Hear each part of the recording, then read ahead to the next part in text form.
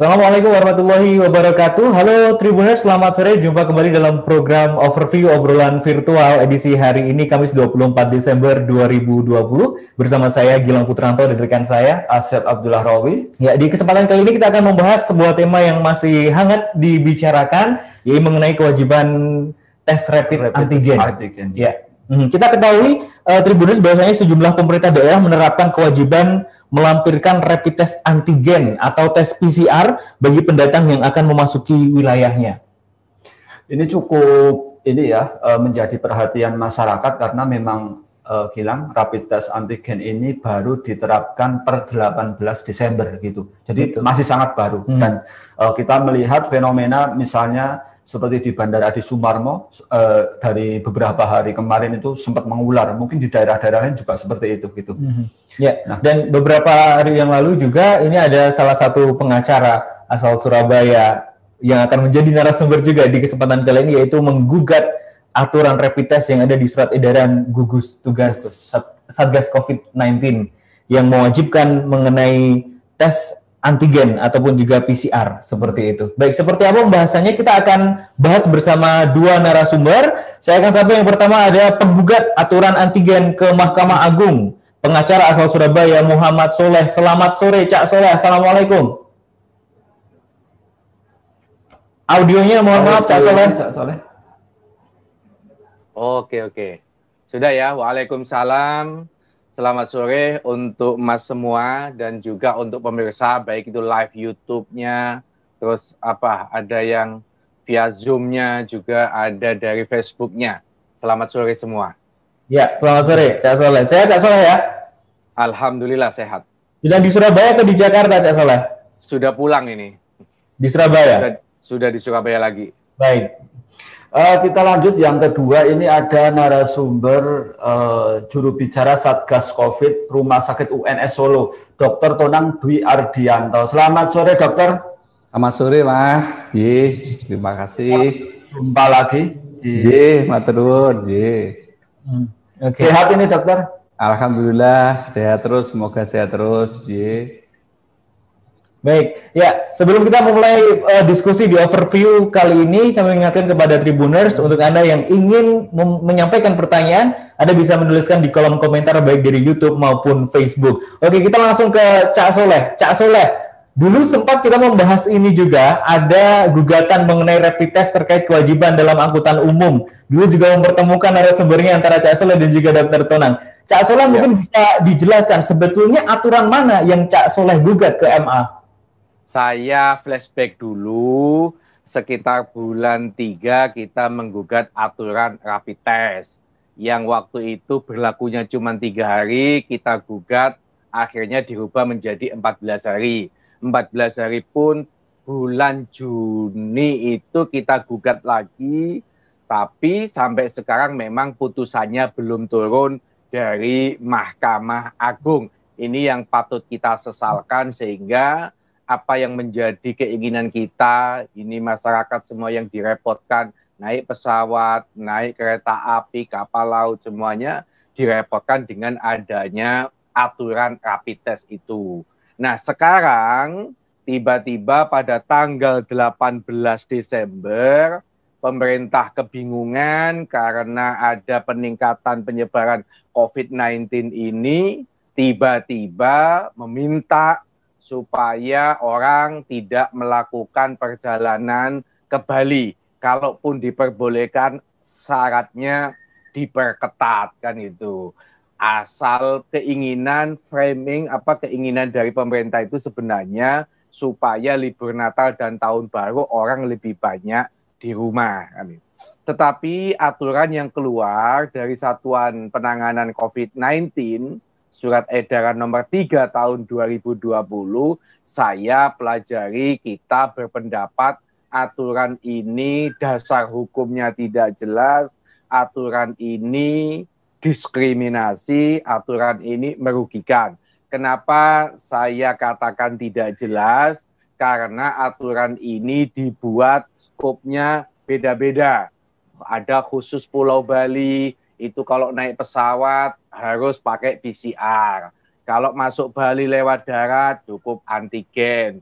untuk naik pesawat ke Pulau Jawa cukup antigen, tapi tidak mengatur untuk Pulau Sumatera, Kalimantan, Papua, Sulawesi. Sehingga saya mengatakan surat edaran Satuan Tugas ini khusus sekarang ini membebaskan orang bepergian naik pesawat tidak harus pakai rapid test kalau mengikuti aturan yang surat edaran nomor 3.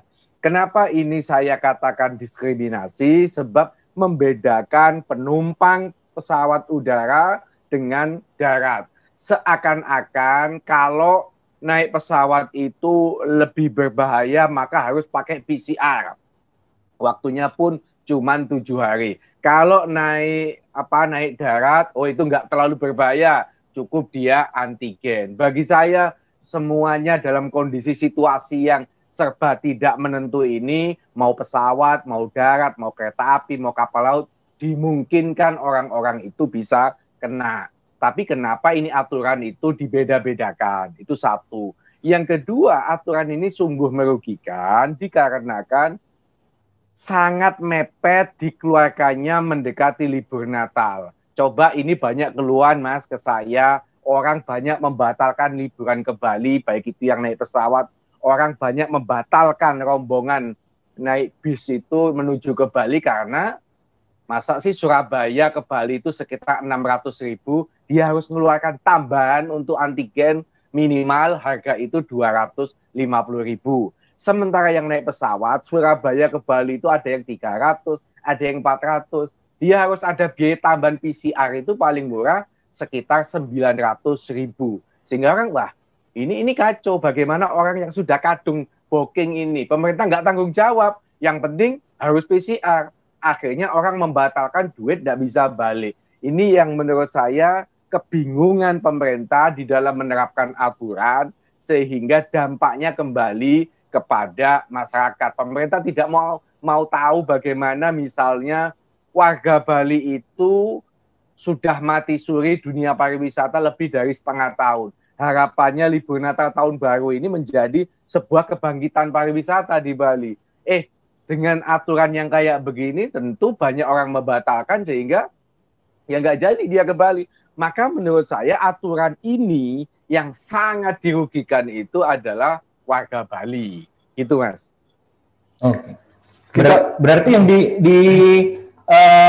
diajukan judicial review-nya ini berarti yang surat edaran nomor 3 tahun 2020. Cak Soleh. Betul, nanti surat edaran nomor 3 tahun 2020. Dan nanti juga saya jelaskan ternyata Kementerian Perhubungan juga mengeluarkan surat edaran yang sama. Jadi ini ada dua aturan dari dua lembaga yang berbeda mengatur hal yang sama, isinya tidak sama. Memang sebagian sama tapi ada yang tidak sama. Nanti saya jelaskan tidak sama. Oke. Baik, terima kasih Cak Soleh. Kita bergeser kepada Dr. Tonang.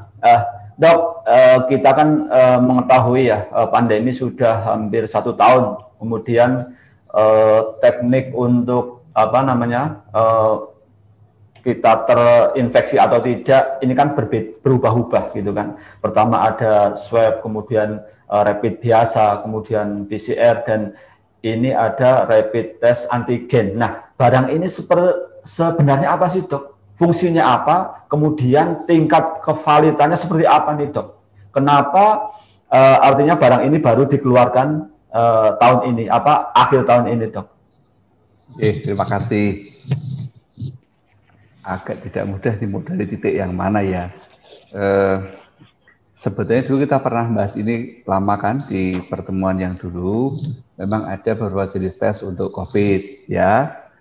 Jenis itu baik yang dia mendeteksi adanya RNA virus dengan PCR, mendeteksi antibodi dengan rapid antibody, dan sekarang ini kita menggunakan antigen. Antigen ini adalah proteinnya virus, sementara antibodi itu proteinnya manusia.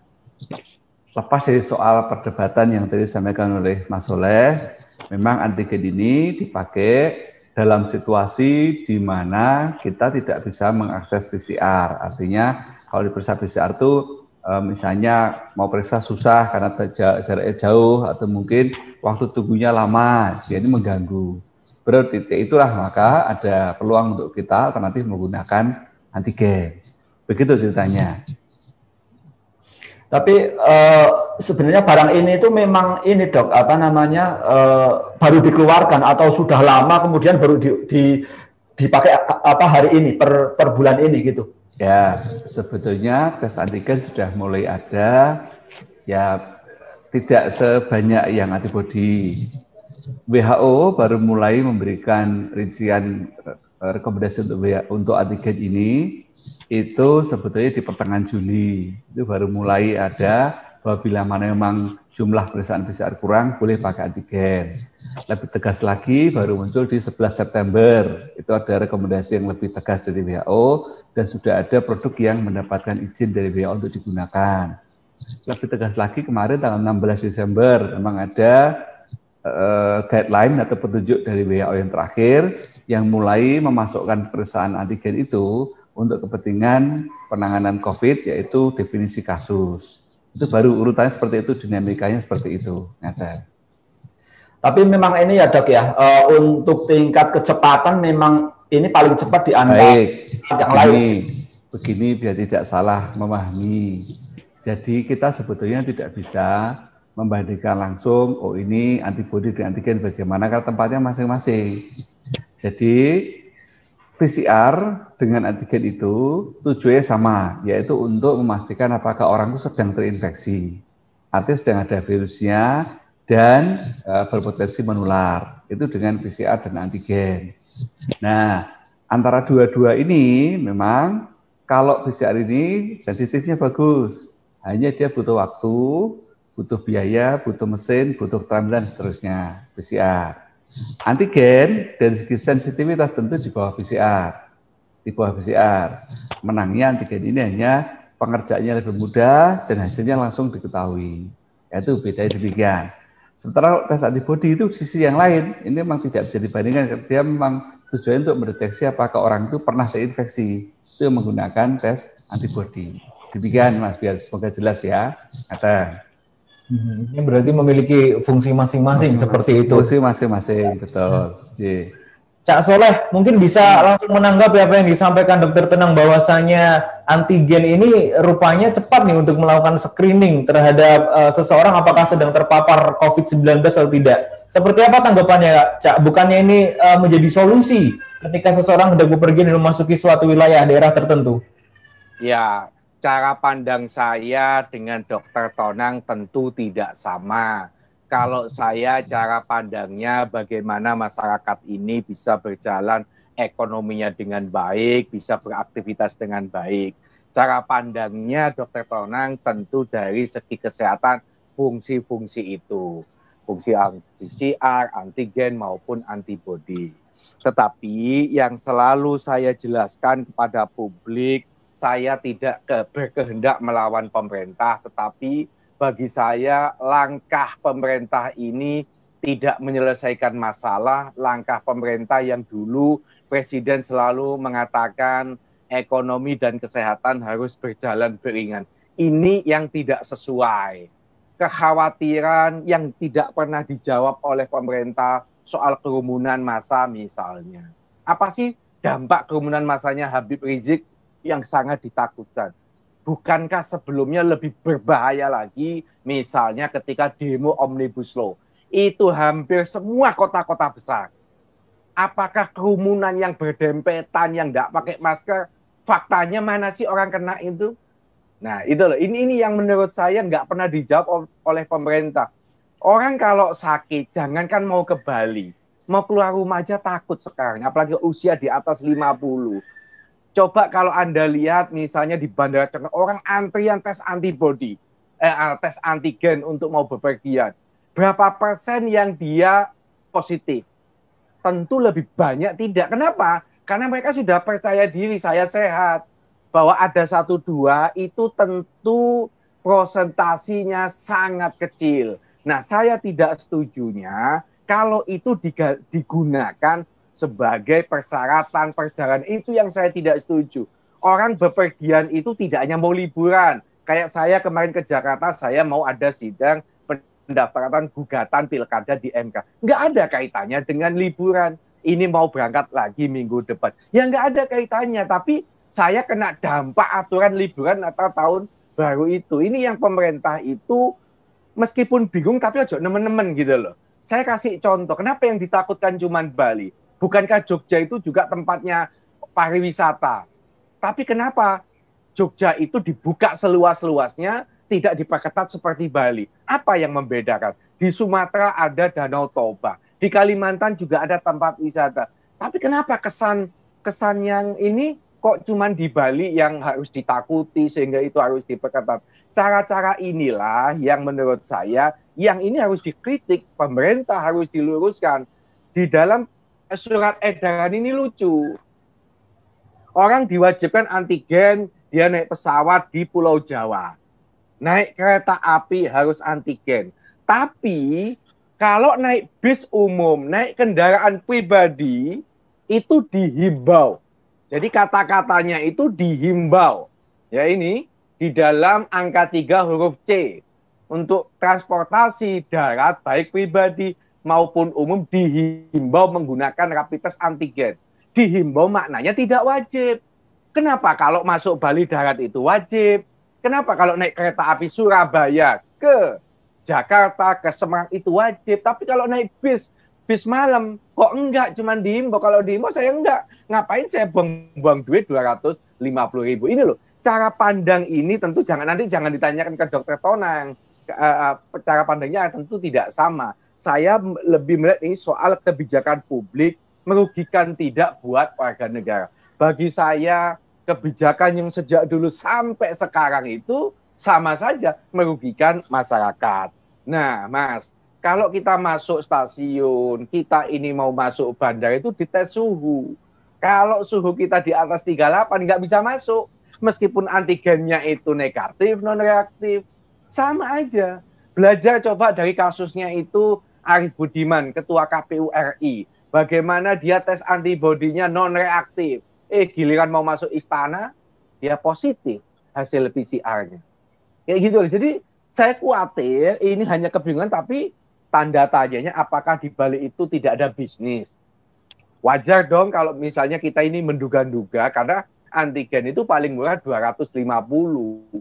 Sekarang ini saya beberapa bulan yang lalu naik kereta api dari Surabaya ke Bojonegoro. Tiket cuma 49.000. Tes antibodinya 85. Kalau sekarang dirubah menjadi antigen, apa nggak jomplang? Tiketnya cuma 49.000, antigennya 250.000. Pemerintah nggak mikir hal-hal seperti ini. Ini yang saya kritik. Aduh, kasihan masyarakat. Karena banyak keluhan-keluhan disampaikan kepada saya ya. Karena kok tak lihat tidak ada yang gugat, ya saya yang menggugat gitu. Dokter Tonang, ini kan antigen masih cukup baru ya barangnya gitu ya, dan orang awam juga belum tahu pasti gitu. Ini barang seperti apa gitu. Nah, apakah kebijakan ini juga diterapkan, Dokter Tonang, di berbagai negara di luar gitu? Mengingat pandemi ini kan sudah menjadi masalah global gitu ya, seperti itu. Baik, sebetulnya lepas dari soal hukum, saya sangat memahami yang disampaikan oleh Mas Soleh tadi. Betul, sebetulnya pemeriksaan syarat perjalanan yang menggunakan masa berlaku ini sebetulnya memang tidak tepat dari segi kita mencegah penularan. Mengapa? Ya benar memang. Lebih baik sebetulnya kalau kita mau menapis itu, betul, lebih baik kita menapis suhunya tadi. Itu adalah gejalanya, itu lebih tepat sebetulnya. Mengapa tidak tepat? Karena kalau sekarang ini orang periksa hari Rabu, nanti berangkat dari Jumat.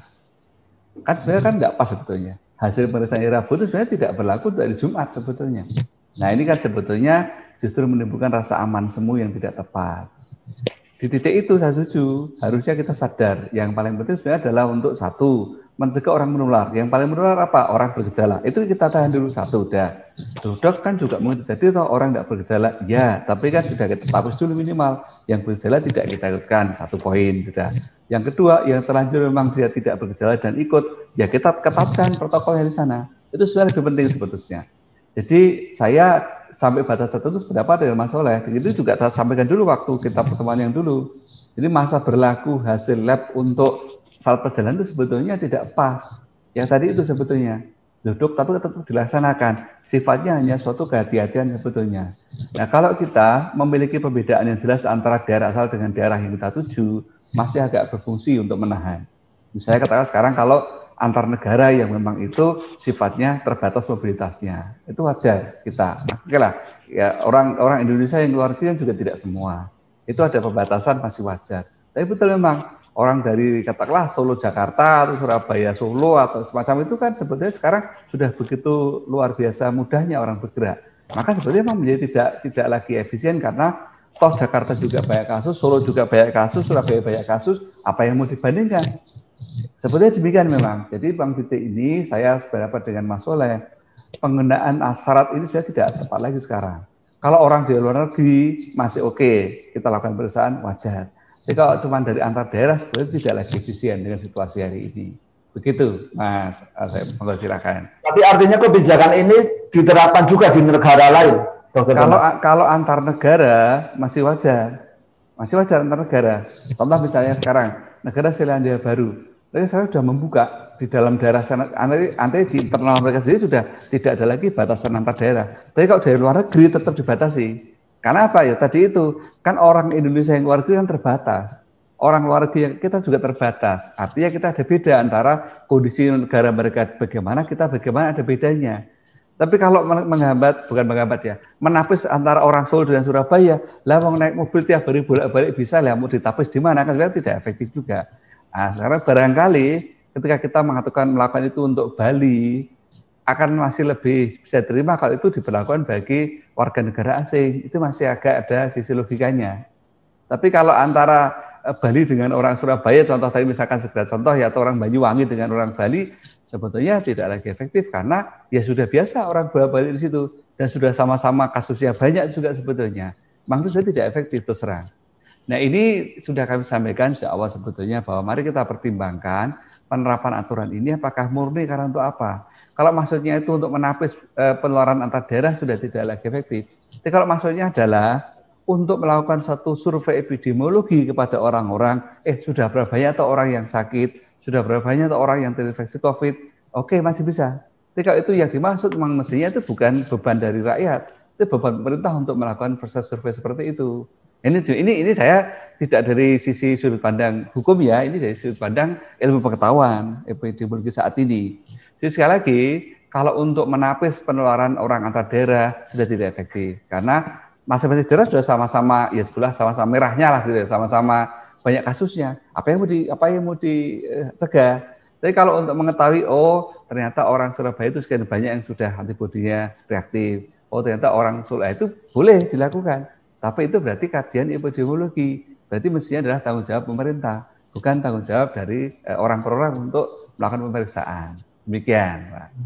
Dokter Tonang, berarti misalkan adanya tes kewajiban antigen atau mungkin kewajiban PCR itu menyumbang, ada sumbangsi tidak dokter dari data epidemiologi kemudian?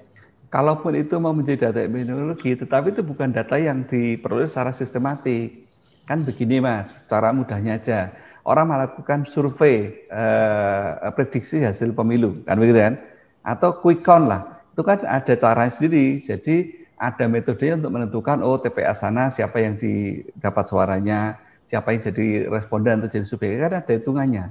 Nah, jadi tidak bisa kita menggunakan semata-mata orang yang bepergian sebagai subjek dari kajian epidemiologi. Ada rumusnya itu untuk mencari bagaimana yang menjadi subjek siapa, bagaimana melakukan random sampling itu ada. Nah, kalau itu yang mau dilakukan pemerintah, mesti itu dilakukan dengan sistematik tadi. Jadi tidak secara apa adanya orang mau pergi dites, sebenarnya tidak tepat.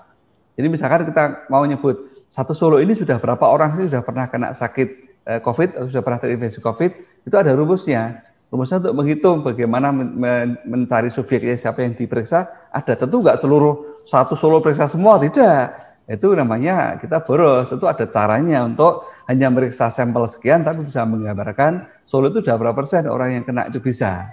Nah, itu lebih tepat kita sebut sebagai kajian epidemiologi. Jadi kalau orang yang bepergian dijadikan dasarnya itu tidak tepat. Datanya bisa digunakan, bisa kita pakai, tapi tidak tepat menggambarkan bahwa orang Solo sekian, orang Surabaya sekian, tidak bisa. Kalau dari itu harus ada mekanisme survei yang sendiri ada, begitu. Baik. Terima kasih. Saya ke Cak Soleh. Cak Soleh tadi menyampaikan bahwasanya selain surat edaran Satgas COVID itu ada juga aturan dari Kementerian Perhubungan seperti itu. Mengatur hal sama tapi isinya berbeda. Mungkin bisa dijelaskan Cak Soleh. Jadi ada aturan surat edaran nomor 20, 21, 22, 23 yang aturannya macam-macam. Biasanya surat edaran itu satu, seperti sebelumnya dia mengatur untuk penumpang udara, laut, darat. Ini enggak, udara ada aturannya sendiri nomor 21, darat nomor 22, terus yang laut nomor 23 kayak begitu. Tetapi semuanya awalnya mengacu kepada surat edaran nomor 3 dari Satuan Tugas Penanganan COVID. Bedanya kalau yang di sini itu hanya mengatur perjalanan orang masuk ke Pulau Bali, keluar masuk Pulau Bali, dan Pulau Jawa. Karena dia mengatur Bali dan Pulau Jawa, terus di bagian akhir, surat edaran ini mencabut ya, dengan diberlakukan surat edaran ini, maka surat edaran nomor 7 dari perjalanan orang Satuan Tugas, surat edaran nomor 9 yang mengatur tentang rapid test, dicabut dan dinyatakan tidak berlaku. Ya, tetapi di bawahnya ditulis lagi, sudah surat edaran ini berlaku sejak tanggal ditetapkan sampai dengan 8 Januari. Maka sekarang ini mulai tanggal 19 Desember sampai 8 Januari, pemahaman saya untuk Pulau Kalimantan, Sumatera, Sulawesi, Papua, Ambon, maka dia kalau naik pesawat tidak wajib pakai rapid test. Karena di sini hanya mengatur Pulau Bali dan Pulau Jawa. Aturan rapid test di surat edaran nomor 7, nomor 9 dinyatakan tidak berlaku. Maka terjadi kekosongan hukum. Itu kalau di sini. Bedanya kalau yang di surat edaran Kementerian Perhubungan, dia memberikan tawaran tersendiri khusus untuk Bali PCR udara, daratnya pakai antigen, antar Pulau Jawa antigen. Dia menyebut untuk selain dari Pulau Jawa dan Pulau Bali, maka kalau menggunakan pesawat udara cukup rapid test garis miring PCR. Jadi tetap kembali kan gitu loh. Tidak terjadi kekosongan hukum kalau mengacu kepada surat edaran Kementerian Perhubungan. Jadi menurut saya kakean aturan, kebanyakan aturan sehingga orang Jawa mengatakan ini selegenje gitu loh. Jadi bagi saya selalu mengatakan mestinya kalau ada aturan kewajiban penumpang bukan Satgas, Satuan Tugas itu hanya pengarah, leading sektornya itu ada di Kementerian Perhubungan. Mestinya yuk bikin Kementerian Perhubungan aturan ini. Kementerian Perhubungan lah yang punya kewenangan. Ini kan enggak Satgasnya bikin sendiri, Kementerian Perhubungan bikin sendiri, yang bingung adalah bagian pelaksana, iki manut kondi, orang-orang Kalimantan bandar udaranya bingung, ini mau ikut Kementerian Perhubungan atau ikut dari pihak Satuan Tugas. Nah, jadi saya begini Mas, pemerintah ini kan mengkhawatirkan terjadinya kerumunan. Saya selalu usul, kalau memang kekhawatiran kerumunan pada saat malam tahun baru, libur Natal, solusinya sederhana, berlakukan jam malam. Dengan diberlakukannya jam malam, maka orang nggak boleh keluar malam. Sudah nggak mungkin terjadi kerumunan itu. Di Surabaya sampai sekarang masih diberlakukan Perwali nomor 33. Itu aturan di atas jam 10 orang nggak boleh berjualan, orang tidak boleh beraktivitas kecuali dalam kondisi darurat. Meskipun faktanya sudah tidak diberlakukan, tapi aturannya ada. Nah, pada saat rame-rame di awal PSBB, pasca PSBB itu masih berlaku. Jadi orang jualan sudah nggak ada kalau di atas jam 10. Nah, kenapa Presiden tidak mengambil kebijakan itu? Pokoknya malam tahun baru bikin pembatasan tidak boleh ada orang keluar rumah di atas jam 7 malam kecuali dalam kondisi darurat. Misalnya mau ke apotek, mau ke rumah sakit, dan lain-lain. Itu solusi yang menurut saya melegakan semua pihak. Masyarakat Bali juga seneng, orang masih bisa ke Bali meskipun ada pembatasan-pembatasan khusus. Itu yang pertama. Yang kedua, kita ini sudah hampir 1 tahun kena pandemi, menurut saya di tempat-tempat fasilitas umum itu banyak orang yang sudah punya kesadaran. Kemana-mana sudah pakai masker. Kalau nggak pakai masker, nggak boleh masuk di mall, nggak boleh masuk di pasar. Itu sudah diberlakukan.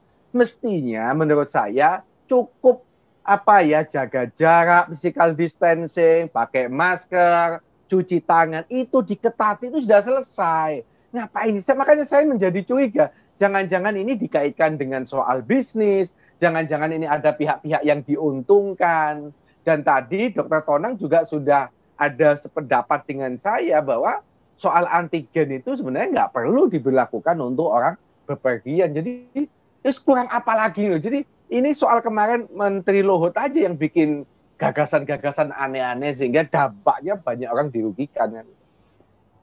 Oke, Dokter Tonang, berarti bisa disampaikan bahwasanya surat edaran Satgas COVID ini tidak perlu ada. Yang tidak perlu ada itu melakukan persyaratan yang justru nanggung. Nanggungnya adalah kita mau mengecek tes COVID untuk mencegah penularan orang berperjalanan. Tapi pakai masa berlaku, ini sebetulnya menjadi salah kaprah. Kalau memang betul-betul mau digunakan untuk menguji orang itu berangkat, jangan sampai dalam posisi sedang sakit, ya berarti tesnya harus dilakukan sesaat sebelum berangkat. Berarti demikian. Kalau dilakukan tes dengan jarak 3 hari lah, 7 hari lah, bagi 14 hari, sebetulnya menjadi tidak pas lagi. Itu kalau maksudnya untuk menapis risiko perjalanan. Nah sebenarnya lebih tepat lagi, tadi betul, kita tapis orang yang bergejala. Ya, kemudian kita lihat bagian pemetaan daerah. Kalau nanti sudah jelas bahwa misalnya, Solo itu ternyata sudah sekian persen orang yang kena. Sebetulnya sekali lagi kalau sudah sama-sama sekian persen orang kena, antar daerah tidak bisa lagi kita batasi menjadi tidak efektif lagi. Apa yang mau kita samakan sama-sama sudah banyak kasusnya sebetulnya. Nah justru betul penegakannya lebih tepat pada protokol tadi. Kita ketat betul, orang tidak pakai masker ya tidak betul, harus begitu. Ketahuan dia tidak disiplin dalam menjaga protokol, ya tidak betul, itu lebih efektif sebetulnya. Untuk saat ini harus demikian. Nah kalau dulu di awal-awal barangkali kita bisa memisahkan misalnya, daerah ini tinggi, daerah sana tidak. Oke lah, itu masih ada sedikit alasan. Kalau hari ini menurut saya kan Indonesia ini sudah dalam posisi semua sama-sama sudah banyak ya. Sekali lagi tidak akan efektif sebetulnya kalau kita menggunakan salah perjalanan seperti itu tidak tepat lagi. Demikian.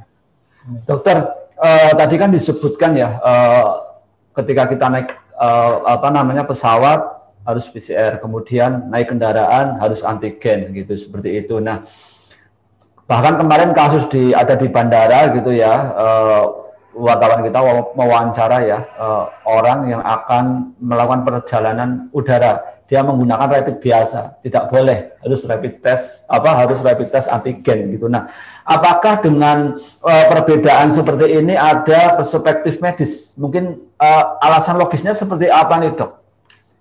Pertama, memang dari dulu sebenarnya kita di pertemuan dulu kan sudah sampaikan menggunakan rapid test antibody untuk menapis itu lebih salah lagi. Salahnya apa? Antibody itu menunjukkan orang sudah pernah kena infeksi, bukan orang yang sedang terinfeksi sebetulnya. Maka dulu waktu kita ketemu yang dulu, kita sampaikan tes antibody tidak tepat digunakan untuk menapis risiko penularan. Yang tepat artinya adalah 2 seharusnya, PCR. PCR-nya tidak bisa, baru antigen itu kalau mau dipakai benar. Tetapi waktunya harus betul-betul ada jaraknya, jangan terus sudah 3 hari, 7 hari ya menjadi tidak pas lagi sebetulnya. Kalau mau dilakukan ya langsung sesaat sebelum berangkat itu dites, itu kalau bisa. Tapi memang kita tahu PCR kan perlu waktu, sehingga memang tidak mungkin. Nah sekarang pemerintah menggunakan antigen, tapi juga nanggung. Tadi betul, sebenarnya saya itu yang membaca juga agak bingung membaca aturan itu, tapi kan karena sebagai hukum saya diam lah. Artinya betul kok ada beda, ini Bali beda, Jawa beda, luar Jawa beda. Tapi saya juga nggak ngerti ya, sudah saya tidak akan komentar, itu memang ranah hukum ya. Jadi dari segi medis sekali lagi untuk saat ini kami berpendapat menggunakan tes COVID untuk menapis perjalanan sudah tidak efektif lagi mengingat semua daerah sudah sama-sama tingginya kasusnya, jadi tidak ada beda lagi. Kalau dengan luar negeri masih ada logikanya karena memang ada negara yang sudah sangat rendah kasusnya, ada yang masih tinggi, itu masih logis. Jadi kalau antar daerah di Indonesia menurut kami sudah tidak efektif lagi saat ini. Kalau kita tahu ini kan orang yang melakukan tes antigen ini kan jaraknya hanya 3 hari ya, Dok ya. Nah, mungkin ini bisa diterangkan nih, Dok, karena banyak persepsi di masyarakat itu kalau sudah tes antigen sudah negatif, berarti saya sudah bebas. Itu yang saya sebut dengan namanya, luruskan seperti apa nih, Dok? ya, itu kan rasa aman semu yang justru harus kita hindari. Orang tadi saya beri contoh kan, saya periksa hari Rabu, nanti Jumat saya berangkat, saya sudah merasa bebas bersih, kan jadi salah sebetulnya. Karena setelah hari Rabu kita swab, hasil antigennya dapatnya negatif, tapi habis itu kita, mohon maaf, tidak patuh, ya sudah, mungkin aja terus kita ketularan kan juga masih mungkin sebetulnya.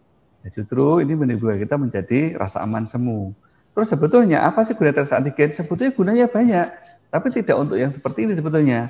Kalau memang mau digunakan betul, misalnya kalau sedang ada lonjakan kasus yang tinggi di suatu area, misalkan ya katakanlah di asrama atau di pondok pesantren, di panti asuhan, di yang serius lah, dia suatu lingkup yang untuk tertutup ya. Maka lonjakan kasus tinggi pakai antigen itu sangat penting. Karena apa? Bisa mengurangi ketergantungan terhadap PCR. Kalau misalkan ada 500 orang di satu tempat ya, ada 50 orang ada gejala. Nah, kita cepat bisa lakukan dengan tes langsung antigen, ketahuan oke, yang positif sekian, negatif sekian. Begitu positif langsung ini diisolasi. Jadi cepat kita melakukan tindakan. Bayangkan sekarang 50 orang kita ambil dulu, nunggu PCR 3 hari, 4 hari. Nah, selama itu otomatis sudah bisa terjadi kemana-mana, kan menjadi tidak efisien. Nah, itulah sebenarnya penggunaan antigen yang tepat seperti itu sebenarnya. Jadi kita butuh keputusan segera, kita butuh penapisan segera, kita pakai antigen. Itu sebenarnya seperti itu tujuannya, ya. Sehingga kita bisa mengurangi tergantungan terhadap PCR. Sebenarnya seperti itu penggunaan antigen yang dilakukan seperti itu oleh WHO, ya, tidak untuk suatu saat perjalanan. Nah, bahwa kemudian saya pernah bilang ditanya orang, Dok, sekarang sama-sama Dok, kalau pemerintah tetap mengharuskan ada tes untuk perjalanan, mana yang dipilih, antibodi atau antigen? Ya kalau harus memilih tetap harus milih antigen daripada antibodi, tetapi pelaksanaannya harus betul-betul sebelum berangkat langsung dites, itu harus begitu. Bukan kita lakukan dengan 3 hari sebagainya, yang tidak pas lagi. Itu kalau memang betul-betul harus pakai aturan, menggunakan aturan tes. Tapi saatnya tidak ada, kami sudah lebih melihat tadi, ditapis betul soal gejala. Kalau ada gejala sudah kita tapis, tidak berangkat sudah lumayan. Bahwa ada orang yang tidak bergejala seperti yang dia ada, tadi, betul soal masalah tadi. Kita disiplin pakai masker, kita disiplin cuci tangan, itu sudah modal luar biasa. Berikutnya itu tinggal disiplin jaga jarak, itu berikutnya lagi. Itu sudah luar biasa sebetulnya. Kita itu kadang-kadang meributkan hal-hal yang seperti harus tes, harus ini, tapi kita melupakan yang paling dasar, yaitu tadi disiplin pakai masker, disiplin cuci tangan. Itu modal dasar utama dulu. Kedua tambah yang jaga jarak. Itu sangat bagus. Ini kita tinggalkan kadang-kadang, tapi kita meributkan soal harus tesnya, harus bayar sekiannya. Ini yang menurut saya sangat betul harus kita hindari sebetulnya. Ngaten, moga Mas Gilang, Mas, silakan. Oke, baik, berarti terlalu banyak aturan justru malah melupakan protokol kesehatan yang intinya menjadi terlewatkan justru. Baik, Cak Soleh tadi menyampaikan bahwasanya surat edaran Satgas Penanganan COVID-19 ini diskriminatif terhadap Pulau Jawa dan juga Bali. Tadi disampaikan Cak Soleh juga merugikan perekonomian di Bali. Kalau untuk daerah lain, apakah ada kerugian yang ditimbulkan dengan adanya aturan ini dan juga banyaknya aturan-aturan lain di masa pandemi ini, Cak Soleh? Saya tadi dalam perjalanan ada berita, ada informasi Malang. Di Malang ini kan destinasi wisata untuk Jawa Timur. Itu paling bagus, paling banyak dikunjungi wisatawan domestik itu Malang.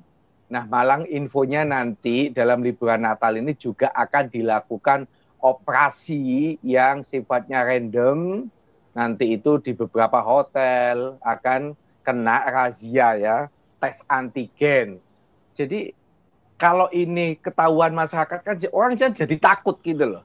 Orang jadi takut, jangan-jangan nanti saya kena. Nah, parahnya itu menurut saya ketakutan masyarakat ini sudah luar biasa hal-hal seperti itu. Yang ini memang kalau mau dipahami pemerintah melakukan kebijakan yang diskriminasi. Seakan-akan Bali yang berbahaya maka Bali diketat, Malang aman, Probolinggo, Bromo aman. Nggak ada jaminan. Ini semua kita ini wong yang kena ini kan banyak-banyak pejabat malahan. Ya kalau di Surabaya itu kalau Anda mau tahu di sini orang kawinan itu sudah banyak yang melakukan, dulu dilarang sekarang sudah tidak, yang nggak pakai masker juga banyak. Saya terus terang jarang melihat ada orang kena kan gitu loh. Yang kena itu kan rata-rata orang yang punya penyakit bawaan, usia di atas 50 tahun, jarang sekali anak SMA, sekolahan libur. Padahal sekolahan libur mereka ketemu teman-temannya, keluar rumah nggak pakai masker segala macam. Nyatanya aman-aman aja. Jadi fokus aja pemerintah ini menurut saya bagaimana 3M itu jauh lebih diperketat dibanding membuat aturan yang ujung-ujungnya itu cost. Ujung-ujungnya masyarakat harus keluar biaya. Dulu awal-awal rapid test masih 300 pernah saya, 350 pernah. Akhirnya karena banyak protes-protes, ditekan, muncullah sekarang angka terendah 85.000. Sekarang dipindah lagi ke antigen. Kalau ini dibiarkan, aturan ini selesainya nanti sampai tanggal 8 Januari. Menurut saya tidak ada jaminan nanti itu tidak diperpanjang. Tidak ada jaminan nanti rapid test itu akan ditiadakan. Diganti rapid test antigen. Yang mana pemerintah juga tidak menekan. Nanti itu biayanya tetap 250. Ya kasihan lah orang yang bepergian. Kan gitu loh. Bagaimana kereta api kalau saya naik itu sepi penumpang. Oh, tambah sepi, tambah bangkrut nanti kereta api ditambah dengan aturan antigen. Bayangin, kita sudah dulu itu ya rapid test. Wajib pakai masker. Naik kereta itu dapat ini lagi, face shield. Wajib, jadi sudah pakai masker, pakai face shield. Aduh, kurang apa kita ini? Kayak kita ini mau masuk neraka kan itu. Jadi saya setuju bahwa persebaran ini semakin lama semakin tinggi, tapi kita belum ada data penyebab apa sih yang menjadikan ini, apakah soal orang banyak ke pasar, apakah orang banyak ke mall. Saya terus terang orang yang paling suka nge-mall dan tidak mau tahu dengan aturan-aturan. Yang penting saya pakai masker, ya sudah, faktanya aman-aman aja. Yang kena ini kan rata-rata justru orang yang nggak pernah kemana-mana ya, dibawa ke rumah sakit malah kena itu. Ini yang menurut saya Dr. Tonang mohon dikasih masukan ini teman-teman satuan tugas ini supaya kita ini jernih di dalam berpikir, jernih di dalam membuat aturan sehingga masyarakat yang tidak dijadikan korban, selalu dijadikan korban kan kasihan dengan biaya yang sangat tinggi ini. Baik, Cak Soleh, berarti untuk kerugian di masyarakat di luar Pulau Jawa dan juga Bali seperti apa dengan aturan-aturan ini? Apakah mereka juga dirugikan? Misalkan takut ke Bali tetapi malah menuju ke destinasi di luar Pulau Jawa dan Bali? Ya, saya di dalam gugatan itu memberikan contoh begitu. Kalau Bali itu diperketat karena takut terjadinya kerumunan di Pulau Bali, apa ada kepastian, apakah ada jaminan orang tidak pindah ke Malang? Orang tidak pindah ke Bromo misalnya, orang tidak pindah ke Jogja. Kalau sudah pindah, padahal di sana diperlunak aturannya. Apa nggak kecolongan itu namanya? Jadi aturan ini memang nggak jelas. Pola pertimbangannya itu nggak jelas.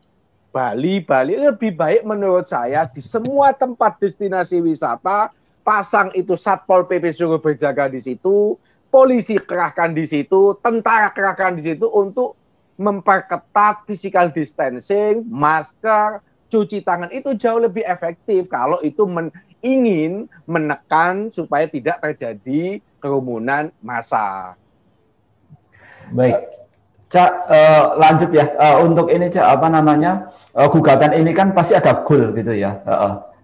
Artinya agar ada perbaikan aturan gitu. Nah, apa yang ditawarkan oleh Cak Soleh ini dan rekan-rekan mungkin terhadap kebijakan antigen ini, Cak? Hapuskan semua kebijakan bagi orang bepergian. Cukup tes suhu digunakan untuk mendeteksi orang ini dicurigai karena sakit demam dan lain-lain, dia tidak bisa masuk bandara, tidak masuk terminal, tidak bisa masuk stasiun. Cukup itu ditambah dengan 3M itu, cuci tangan, masker, dan physical distancing. Itu menurut saya sudah cukup. Jadi target saya, semua aturan mau PCR, antigen, rapid test harus dihapuskan bagi persyaratan orang melakukan perjalanan. Meskipun itu ditanggung oleh pemerintah pun kok saya masih nggak sepakat gitu loh. Tadi sudah ditegaskan oleh Dr. Tonang bahwa bagaimana masa berlaku rapid test kemarin misalnya 14 hari. Apa jaminannya saya hari ini rapid test, terus ke Jakarta, ketemu-ketemu, ternyata kena COVID. Besok, lusa, 3 hari, 5 hari, padahal masa berlakunya masih 14 hari. Nah sekarang ini 3 hari untuk antigen sampai dengan 8 Januari. Apa jaminannya hari ini aman, nyampe di bandara saya tidak kena, nyampe di tempat tujuan saya tidak kena. Nggak ada jaminan juga. Karena tidak ada jaminan, jangan bingung, ya sudah pakai masker, pakai tes suhu, physical distancing, cuci tangan, itu jauh lebih efektif gitu loh. Kita bergeser ke Dokter Tonang, Dok. Kalau kita melihat ke belakang ini kan aturan mengejutkan seperti ini kan sudah 2 kali terjadi ya, sebelum mudik, kemudian saat ini sebelum libur panjang akhir tahun gitu. Nah, ada sisi lain pemerintah ingin menekan jumlah pemudik karena ketika tidak ada aturan yang dalam tanda kutip mengejutkan ini, orang akan berbondong-bondong ke desa. Kemudian terjadilah kekhawatiran ledakan kasus. Nah, apakah nanti jika memang aturan ini tidak diterapkan gitu, apakah ada prediksi atau kekhawatiran akan terjadi ledakan kasus ini, Dok? Sebetulnya kan ada aturan yang selalu berjalan dan tidak mengejutkan, yaitu soal protokol kesehatan. Ini berlaku sejak awal sampai sekarang sebetulnya. Kita menjadi ramai dan terkejut hanya karena kemudian muncul beberapa aturan yang sebetulnya memang terus terang kadang-kadang saya juga merasa ini perlu gitu loh. Sebetulnya kalau protokol kesehatan itu betul-betul kita taati betul, didudukkan betul sejak awal, kita nggak perlu terlalu takut-takut atau terlalu terkejut-kejut seperti ini. Apa maksudnya? Ya sudah, kalau memang betul-betul kita konsekuen dengan 3M, kan otomatis logis pasti bahwa terjadi ya perjalanan pasti tidak akan kerumunan. Kenapa? Lah pasti akan melanggar 3M kan? Ya kalau itu kita tegakkan betul, maka tidak usah dengan aturan macam-macam, tidak usah dengan terkejut-kejut tadi istilahnya tadi, ya tidak perlu. Kita itu kan karena saking tidak bisa menerapkannya betul 3M dengan ketat, sehingga akhirnya harus muncul syarat perjalanan, harus muncul ini dan itu. Kan jadi demikian. Kalau kita misalkan mengatakan tidak boleh ke mall, sebetulnya kalau di mall juga berjalan ketat dengan 3M, ya orang akan tahu diri sendiri, akan mengukur sendiri juga. Oh iya ya, saya kalau ngajak sekian banyak orang tidak mungkin 3M ini, ya sudah berarti tidak mungkin. Sekarang jadi pasal sering apa? Ngobrol bareng di restoran, makan bareng. Loh kalau orang sadar betul, loh 3M-nya nggak jalan nih, ya sudah berarti otomatis nggak akan jalan.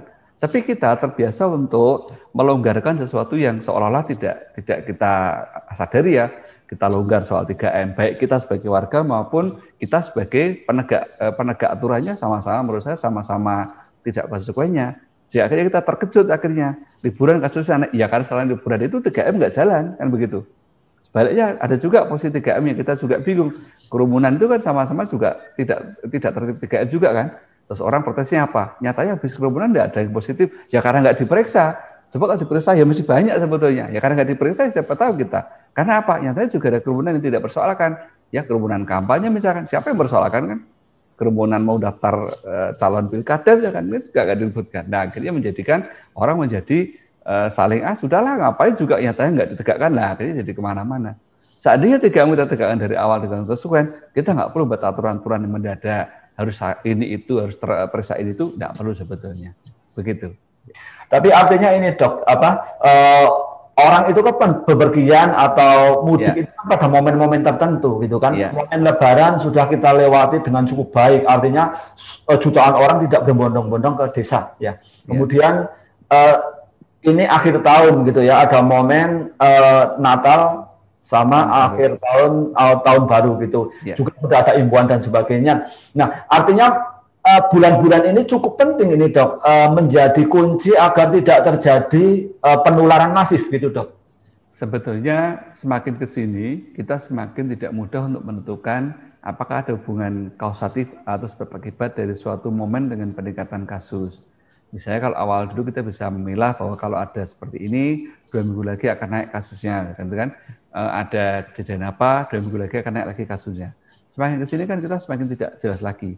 Kasus selalu naik terus, sulit dikaitkan dengan 2 minggu lalu ada apa ya? Kita bisa lagi misalkan liburan sekarang akan naik, habis itu ini akan naik. Enggak, sekarang naik terus sekarang, enggak pakai harus nunggu apa dulu baru nanti naik lagi, enggak. Ya karena sudah masuk pada level menuju ke sudah widespread betul, artinya sudah penyebaran yang luas dengan transmisi komunitas, nggak bisa lagi kita terobos sekarang dengan misalkan itu telur dari itu, dia dapat dari mana, itu nggak bisa lagi sekarang. Wong sekarang banyak orang yang nggak ngerti apa-apa tiba-tiba positif, dapat dari mana ya? Nggak tahu ya, pokoknya sudah dapat karena memang sudah menjadi masyarakat. Nah, di titik itulah maka kita seperti sadar untuk kembali ke yang paling awal dulu. Yang protokol kesehatan itu sederhana sepertinya, tetapi sangat luar biasa. Tapi memang terus terang hal seperti itu kita paling susah untuk kita tegakkan. Ya artinya kita itu, ya kita sebagai orang yang warga masyarakat yang harus patuh dan yang mestinya menegakkan aturan itu sama-sama menurut saya sama-sama kita tidak konsekuen. Akhirnya harus muncul aturan-aturan menghambat orang bepergian, aturan untuk mencegah masuk ke suatu area, karena tadi padahal sebetulnya yang dicegah dan yang mencegah itu sudah sama-sama sudah di titik yang sama-sama sudah merahnya. Lah apa yang mau dicegah lagi? Oh sudah sama-sama merahnya sekarang sebetulnya. Begitu maksud saya. Baik, Dokter Tonang ya.